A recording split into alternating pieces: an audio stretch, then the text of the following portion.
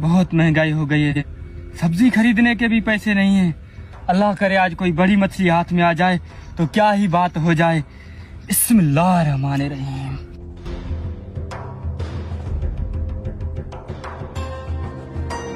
काफी देर हो गई है, लगता है अब कोई ना कोई मछली फंस गई होगी।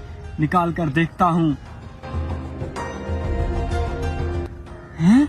ये तो खाली है। काफी देर से बैठा हूँ, अभी तक कोई मछली नहीं लगी।